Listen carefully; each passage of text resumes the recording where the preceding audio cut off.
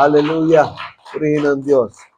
So, the title of our sermon this morning is Two Ways, Two Lives, Two Destinies. Mga kapatid, meron pong mga magkakapatid sa isang pamilya na pareho naman yung pagpapalaki sa kanila ng kanilang mga magulang. Pareho yung pangangaral na ibinigay sa kanila. Pareho yung pagmamahal na ibinigay sa kanila. Pero bakit merong nagtatagumpay at merong nalilihis ng landas? Naisip nyo ba yun? Bakit sa mga magkakapatid, nagsumikap naman yung magulang na ituwid yung buhay ng kanyang mga anak? Pero bakit merong isa o dalawa na talagang naliligaw ng landas? Ano kaya ang dahilan? Sa umaga pong ito, maaring masagot yung katanungan na yan kung kayo po'y makikinig ng mataimtim sa mensahe ng Panginoon. Sa buhay po natin, meron 200 at meron 2 destinasyon na maaari nating marating. Bago na tayo dumulog doon sa Psalm chapter 1, tingnan muna po natin what are the 7 reasons why we need to study the book of Psalms. Bakit kailangan nating pag-aralan ang aklat ng mga awit? Number 1, Psalms shape our prayer life. Ibig sabihin, ang aklat ng mga salmo, ito ay hinuhubog yung ating pananalangin. Tinuturuan tayo kung paano manalangin. Number 2, Psalms strengthen our faith in suffering. Kapag ka po tayo ay nagdurusa, kapag tayo ay nahihirapan, kapag tayo ay nabibigatan sa buhay, pag binasa mo yung aklat ng mga awit, gumagaan yung pakiramdam mo. In fact, maraming Kristiyano, ang binabasa lang nila, yung aklat ng mga awit, at yung ibang mga parte ng Bible, hindi na binabasa. Mali naman yon. Pero actually, talagang napakaganda na aklat ng mga awit. Ako po kapag ako ay talagang depressed, ang binabasa ko, yung Book of Psalms. Pangatlo, Psalms reveal the character of God. Yung mga awit, ito ay inilalabas nito, ipinakikilala nito, yung karakter ng Diyos sa atin. Na ano ba ang karakter ng Diyos? Marami po ang karakter ng Diyos. Ang Diyos ay mabait, ang Diyos ay mapagpala, ang Diyos ay matapat, ang Diyos ay banal, ang Diyos ay mapagpasensya, mapagparusa. So, iba-iba po yung karakter ng Diyos na ito po ay matututunan natin kapag binasa natin aklat ng mga awit. And then pang-apat, Psalms cultivate a heart of God, a heart of worship. So, ibig sabihin, yung awit po, tinuturuan tayo nito ng yung puso natin ay matutong sumamba sa Panginoon. Dahil yung Psalms, ano yan pattern yan ng pagsamba. Kung halimbawa, actually yung Psalms, pwede nyong gawin dyan, kasi awit yan Pwede nyong halimbawa yung aklat ng mga awit, pwede nyong lagyan ng tono yan. Kapag binabasa ninyo, halimbawa yung Psalm chapter 1, kung babasahin mo yan, lagyan mo ng awit, lagyan mo ng tono, para mas maging personal sa'yo. Halimbawa, itong binasa natin dito, pwedeng ang gawin mo dito, mapalad ang taong hindi nakikinig sa payo ng masama at hindi sumusunod sa masamang walang halimbawa. So, lagyan nyo ng tono para talagang kasi awit ito para mas maging personal sa'yo. Okay? Subukan nyo yun at magkakaroon ng panibagong meaning yung pagbabasa nyo ng aklat ng mga awit. Okay? Number 5, Psalms center our life on God's Word. So, ibinabalik tayo nito sa katotohanan ng salita ng Panginoon. Yung kahalagahan ng salita ng Diyos. Ibinabalik tayo dito. Then number 6, Psalms connect our hearts to Christ. Kumbaga, yung mga awit, ito ay kinokonekta nito yung ating puso kay Kristo. Okay? At pampito, Psalms remind us of God's faithfulness. Yung mga awit, kapag binasa mo yan, pinapaalala sa atin yung katapatan ng Diyos nung unang panahon hanggang sa huling panahon. From age to age, the faithfulness of God is being reminded of us. Okay? So, that is why ito yung 7 dahilan bakit kailangan nating pag-aralan ang aklat ng mga awit. Now, let us go to Psalm chapter 1. Ang background ng Psalm chapter 1 is the gateway psalm, the front door of the entire book of Psalms. Kumbaga, ito yung nagbubukas sa kabuuan na aklat ng mga awit. Kaya napakaganda nitong Psalm chapter 1. It introduces the way of the righteous and the way of the wicked. Ano ba yung wicked sa Tagalog? Masama. Okay. Righteous, mabuti. So, it teaches us that life is about destination, not intention. Because hell is full of people with good intentions. Alam niyo, hindi sapat yung good intentions ka lang. Dapat good action and good destination. Naintindihan natin. Kasi maaring maganda yung intention mo, pero hanggang intention ka lang. Hindi mo ginagawa, hindi mo sinasakatuparan. Naunawaan po natin na, kumbaga, wala kang determination na to put into action your good intentions. That is why somebody said that hell is full of people with good intentions. Ang Book of Psalms, it teaches us that life is about destination. Kagaya ng binasa natin dito sa Psalm chapter 1. Okay? Now, ano ba yung unang lesson na gusto ituro sa atin ng Panginoon? The blessed person's path. Ang pinagpalang daan ng isang tao. Okay? O ang daan ng isang pinagpalang tao. So, Psalm chapter 1 verse 1, basahin natin.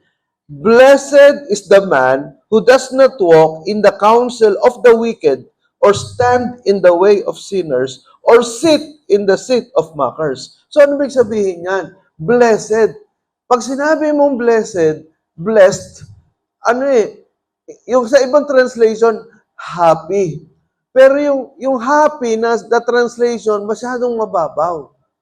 Actually, the Greek word for blessed is makarios. Oh.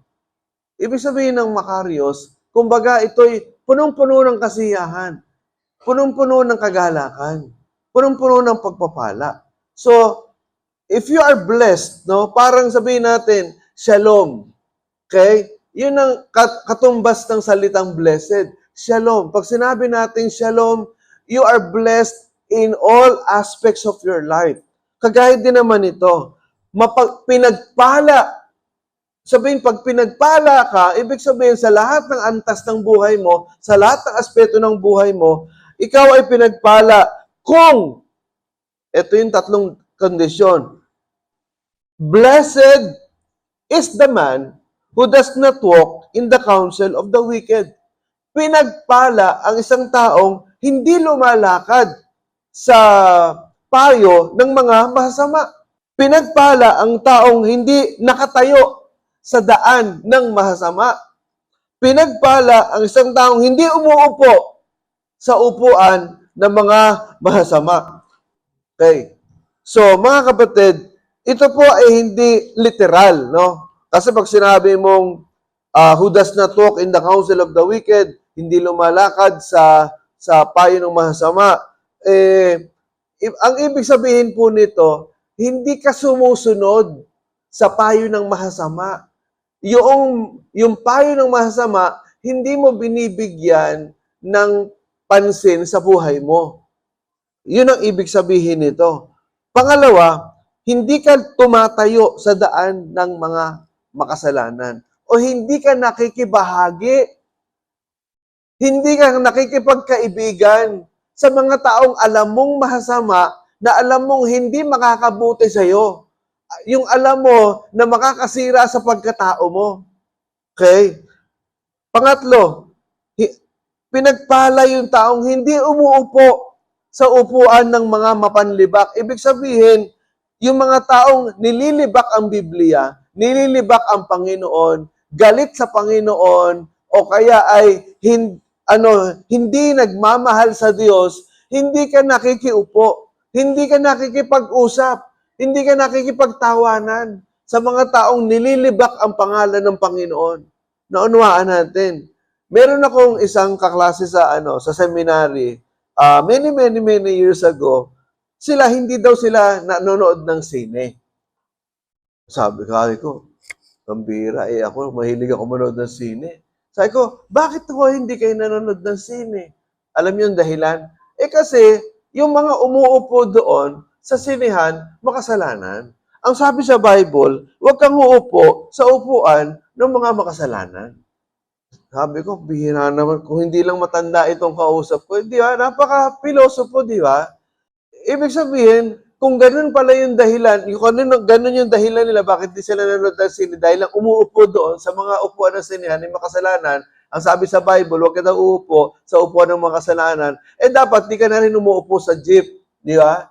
Hindi ka na rin umuupo sa bus, hindi ba? Hindi ka na rin umuupo kapag halimbawa, nasa ibang lugar ka, dapat hindi ka umuupo kasi inuupuan ng mga makasalanan yan. Dapat may dala ka sariling upuan. Naintindihan niyo ba?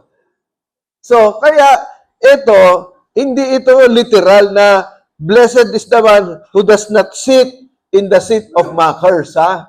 So, ang ibig sabihin nito, hindi ka nakikipag-usap sa mga taong mapanlibak. Hindi ka nakikiupo. Naunawaan po ninyo, pwede rin naman ito. Sabihin natin na hindi ka nakikiupo doon sa mga nagiinuman.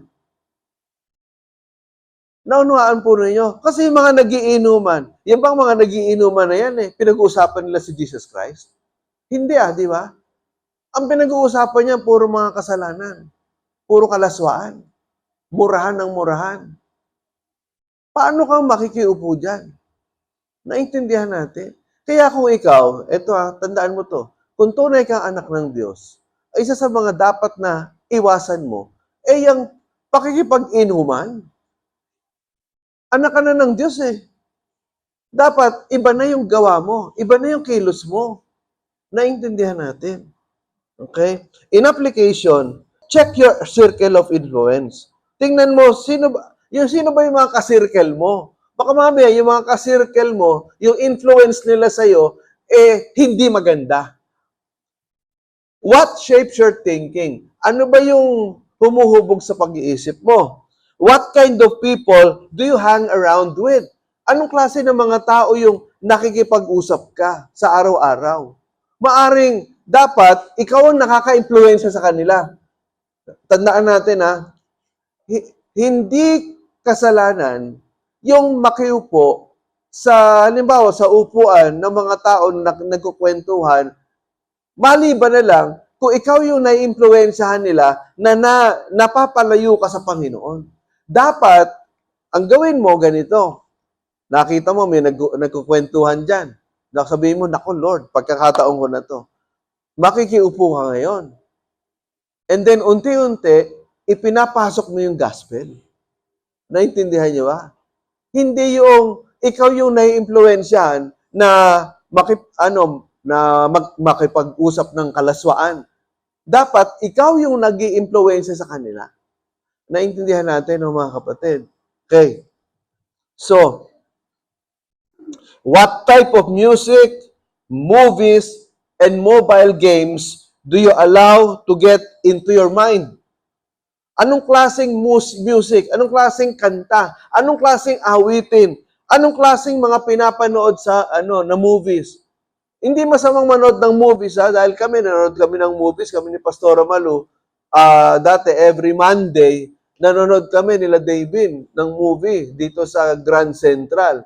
Kasi yung mga senior sa Grand Central, libre sa Caloocan. Dito sa Valenzuela, hindi libre.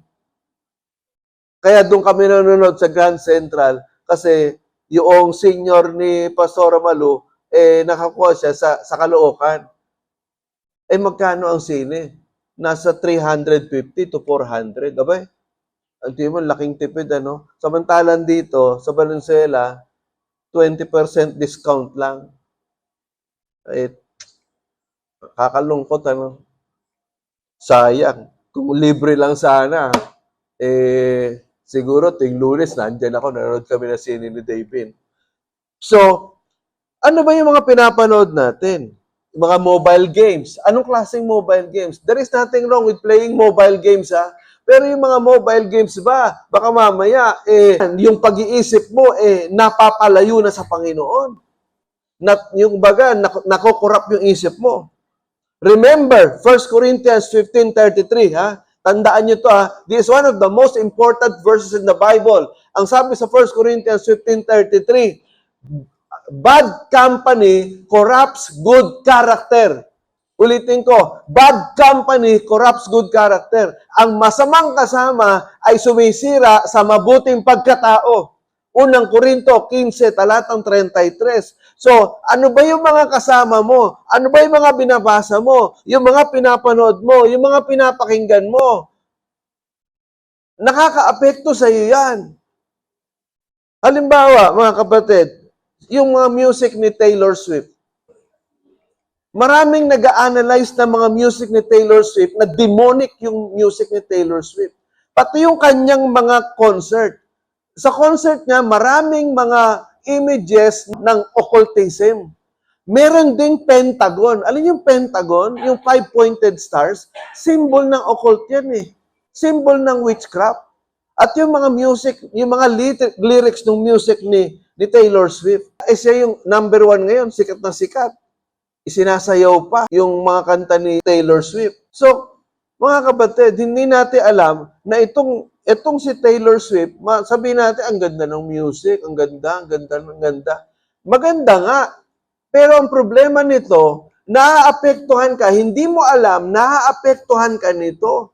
Nasisira yung iyong tiwala mo sa Panginoon, tinatamad ka na ngayon na magbasa ng Bible kasi naaapektuhan ka. Hindi mo alam na yung mga demonyo dito na pinapakawalan ni Taylor Swift, naaapektuhan ka. Tingnan nyo to. Hindi mo ba iisipin na demonic yan?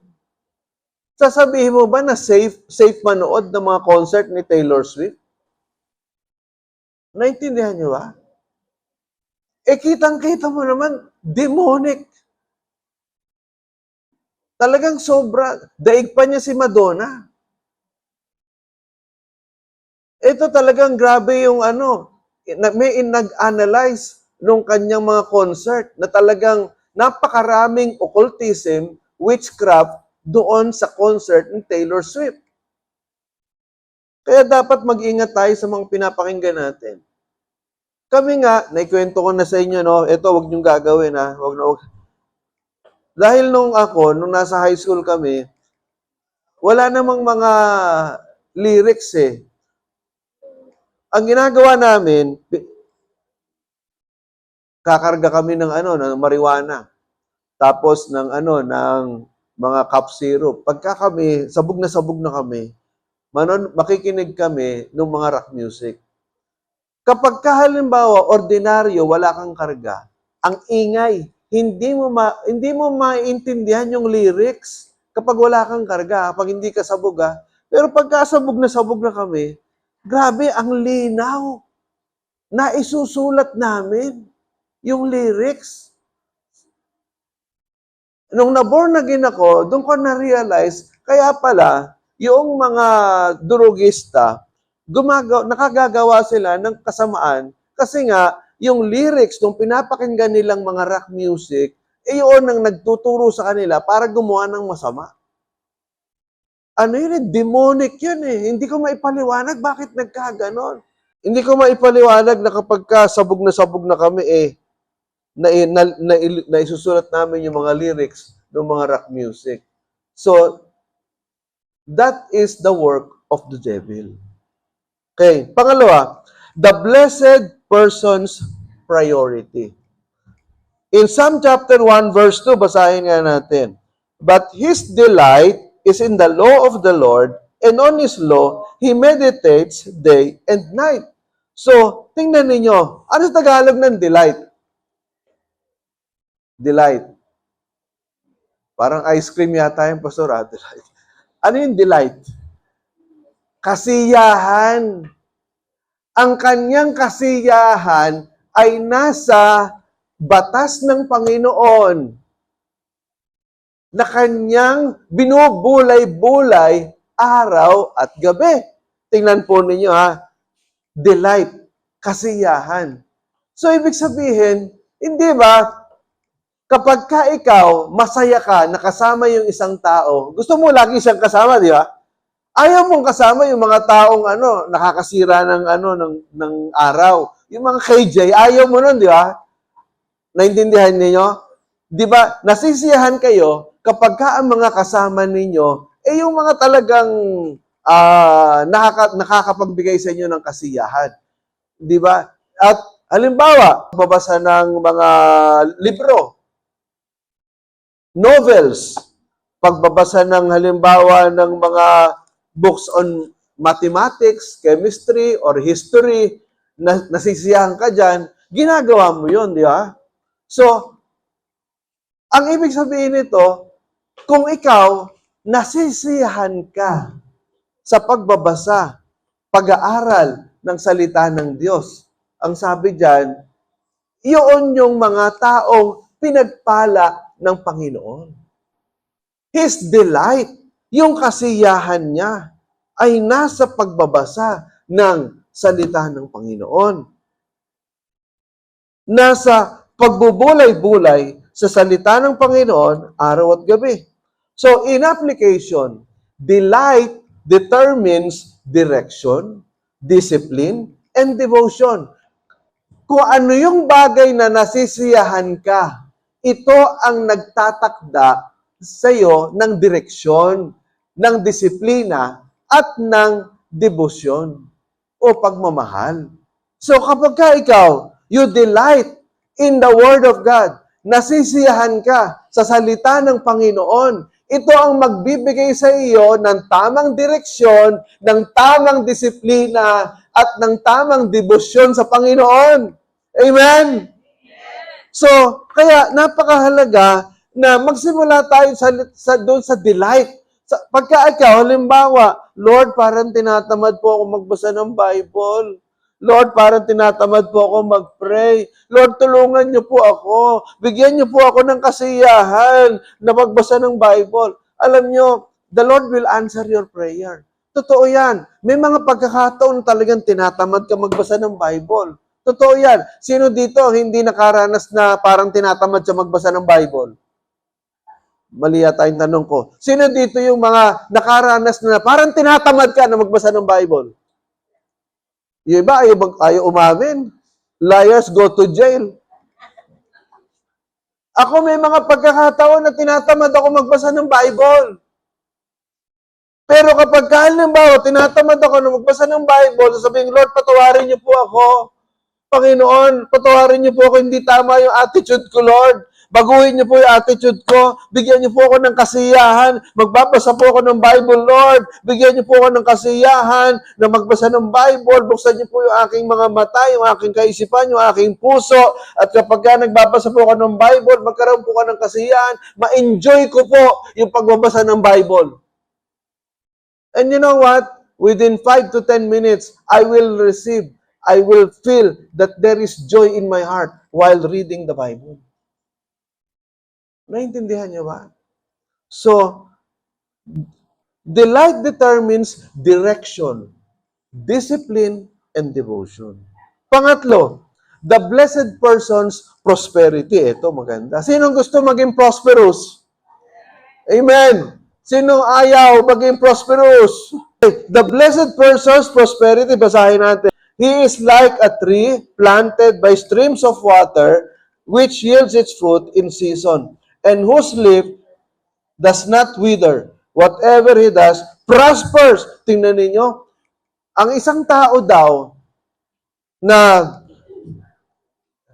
hindi lumalakad sa payo ng masama, hindi tumatayo sa daan na masama, hindi umuupo sa upuan ng mga masama, bagkus ang kanyang kasiyahan ay ang pagbubulay-bulay sa salita ng Diyos.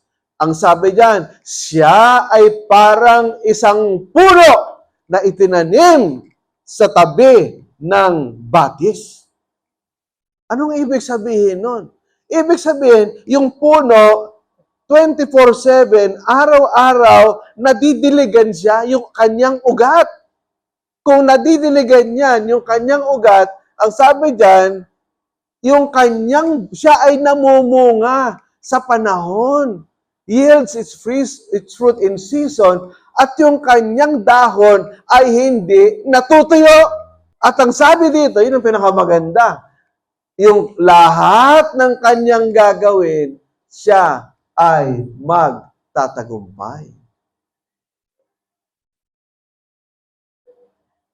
So, ibig sabihin, mga kapatid, gusto ng Panginoon na tayo ay maging prosperous. Tama ba? God wants us to prosper. Kaya lang, may kondisyon. Hindi agad-agad, Lord, make me prosperous, Lord, ngayong taon. Lord, have a prosperous 2026. Hindi basta ganun yun. May kondisyon yan. At ito nga yung mga kondisyon na inilatag ng Panginoon. Naunawaan po ninyo, you want to be prosperous? You follow Psalm chapter 1. Naintindihan nyo? Spiritual prosperity comes from spiritual stability. Ibig sabihin, yung prosperity natin, yung spiritual prosperity, ito ay nagbubunga, ito ay galing sa spiritual stability, yung pagiging matatag nating spiritual. We are planted, productive, and prosperous. Okay?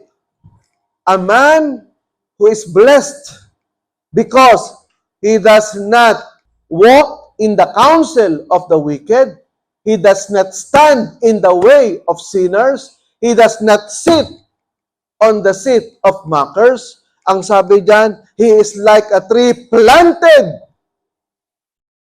by the streams of the water. Ibig sabihin ng planted, ikaw ay matatag. Matatag yung pagkakatanim mo. Hindi lang yan. You will be productive and you will be prosperous. Naunawaan natin. Ang tanong, are you really planted in the Word of God? Is your life planted in the Word of God? Naunawaan ba natin? Ibig sabihin, are you meditating the Word of God? Iba yung meditating sa reading, ha? Planted means intentional position. Ikaw mismo, Lord, I want to be planted in the Word. I want my life to be planted in the Word. Dapat intentional. Naunawaan ninyo? Intentional. Hindi accidental. Intentional. And then productive. You will be productive. You will bear fruit in season. Ibig sabihin, yung fruit, bunga, mamumunga ka ng mabubuting gawa. Mamumunga ka ng mabubuting asal. Yung buhay mo ay magiging mabuti. Yung ugali mo magiging mabuti. Pangatlo, prosperous, lasting success. You will be successful. Mga kapatid, tandaan natin, God wants His child to be successful. Sinong magulang dito ang ayaw maging matagumpay yung kanyang mga anak? Sinong magulang dito ang gustong maging matagumpay ang kanyang mga anak? Taas ang kamay. Lahat tayo, kung matino kang magulang, gusto mong maging matagumpay yung anak mo. Tama ba? Walang magulang na matino na ayaw yung kanyang anak na magtagumpay. Lalo't higit ang Diyos. Naintindihan niyo ba? Gusto ng Diyos na maging matagumpay tayo. Kaya lang, may mga kondisyon. Now, The wicked person's problem. Ito na yung problema naman ng masama. Psalm 1:4-5. Basahin natin. Not so the wicked. They are like chaff that the wind blows away. Therefore, the wicked will not stand in the judgment, nor sinners in the assembly of the righteous. Sabi diyan, subalit, hindi ang mga masasama. Ito na yung contrast. Yung Psalm chapter 1, verses 1-3, para doon sa mga matutuwid na sumusunod sa Panginoon, planted in the streams of water, blessed by the Lord. Ito naman yung mga masama, yung mga matitigas sa mga ulo, yung mga alam na kung anong dapat gawin, pero hindi pa rin ginagawa. Naniniwala kayo na maraming Kristiyano, alam yung dapat gawin, pero hindi ginagawa? Naniniwala kayo na merong ganon? Yun ang nakakalungkot eh. Alam mo ng mali, ginagawa mo pa. Alam mo ng masama, ginagawa mo pa. Alam mo yung dapat mong gawin, pero hindi mo ginagawa. Yung mga alam mo, yung mga masama na hindi mo dapat gawin, bakit yun ang ginagawa? At kapag ka pumalpak yung buhay, babalikan si Lord, sihisihin ng Diyos. Unfair, di ba? Bakit mo hihisihin ng Diyos sa nangyari sa iyo? Ikaw ang may kasalanan. Hindi mo ginagawa yung pinapagawa ng Diyos. Ang sabi dito, they are like chaff. Sa Tagalog, mga ipa. Alam niyo, di ba, yung mga ipa, pagka nagtatahit kayo, yung mga kaedad ko, yung mga kabataan kasi, di nyo na inaputan yun, di ba? Kapag may bigas, no, itatahit mo, lilipad yung mga ipa, di ba? So, ang sabi niyan, parang mga ipa, itong mga mahasamang ito, nililipad ng hangin. They are blown away. Ibig sabihin, walang kwenta yung kanilang mga buhay. They're empty, easily blown. The wicked life leads to a tragic end. So, chaff, empty and easily blown, no weight, no worth, no direction. Ganyan ang buhay ng mga tao na mahasama. Okay? No weight, no worth, no direction. Walang direksyon ang buhay ng mga taong mahasama. So, in life application, number 1, guard your mind and your heart from the deception of the enemy.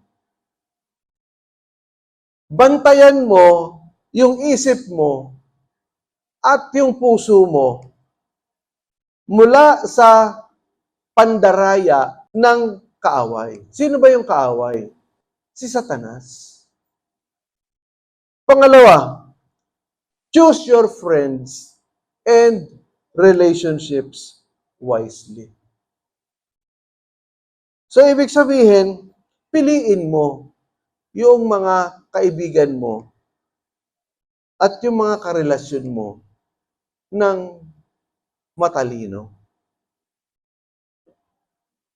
Tandaan natin, yung 1 Corinthians 15:33.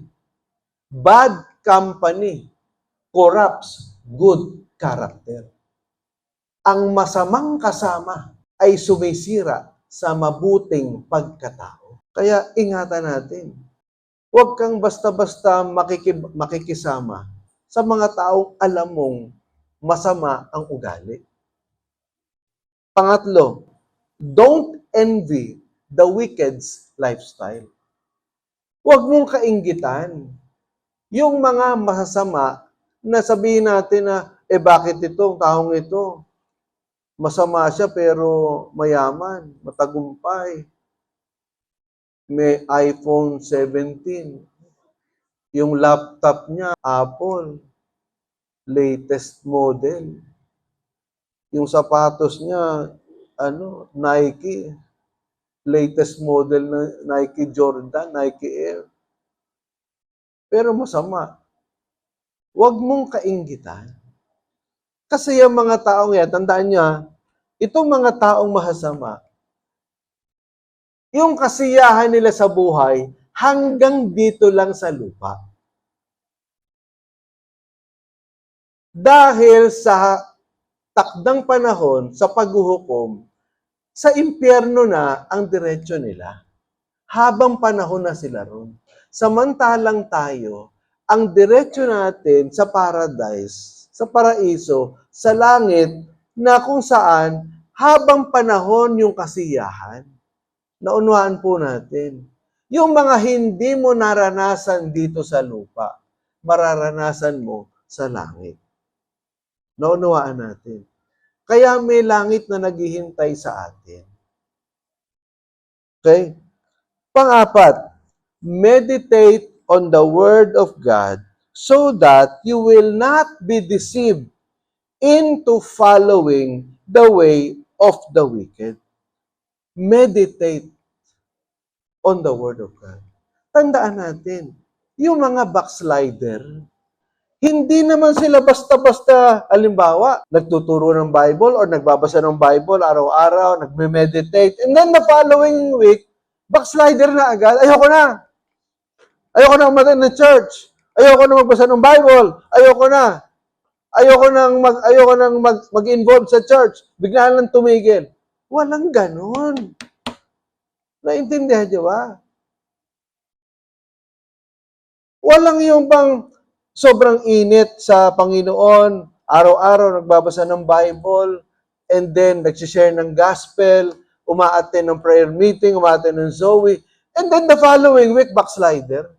Walang ganon. Tandaan ninyo, ang backsliding, unti-unti yan. Hindi biglaan. Yung isang araw na hindi ka nagbasa ng Bible, nasundan naging 2 araw, naging 3 araw. Yung pag-absent mo ng church, na naging isa, once a month, naging twice a month yung pag-absent mo, naging thrice a month yung pag-absent mo, naging once a month ka na lang umaattend. Nako, yan papunta ka na sa backsliding. Hindi na ako magtataka kung minsan isang araw, may magsabi sa akin, Pastor, ito pong taong ito, ayaw na raw umattend ng church. So mga kapatid, meditate on the Word of God. Psalm chapter 1. His delight is in the law of the Lord. His delight is in the law of the Lord. Okay. Now, in conclusion, there are 2 ways, 2 destinations. Psalm chapter 1, verse 6, basahin natin. For the Lord watches over the way of the righteous, but the way of the wicked will perish. So, ano yung sabihin ng watches? Binabantayan ng Diyos ang daan ng mga matutuwid. Ibig sabihin, ang mga matutuwid, ang mga sumusunod sa kalooban ng Diyos, binabantayan ng Panginoon, iniingatan ng Panginoon hanggang sa huli, hanggang sa judgment day, hindi pababayaan ng Diyos yan. Subalit, ang sabi dito, ang daan ng mga masasama ay kapahamakan. Ibig sabihin, sa huling panahon, yung mga masasama, hindi binabantayan ng Panginoon yan. Napapahamak sila dito sa lupa. At sa huling panahon, ang kanilang destinasyon ay sa impyerno. Habang panahong pagdurusa sa impyerno.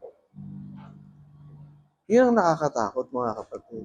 Marahil iba sa atin, parang pag narinig natin salitang hell, isang lugar na mainit, isang lugar ng torture, pero hindi natin alam kung gaano kahirap yung nasa impyerno. Lahat ng klase ng torture na pwede mong maranasan, nandun sa impyerno. Sisigaw ka ng kamatayan pero hindi ka mamamatay. Kasi walang katapusang paghihirap. Yun ang impyerno. Kaya namatay si Kristo sa krus para iligtas tayo sa impyerno.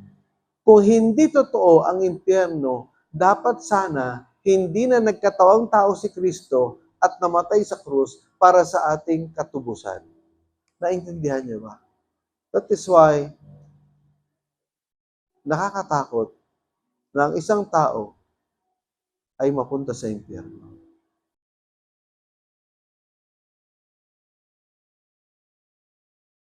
Subalit tayo'y maging magalak.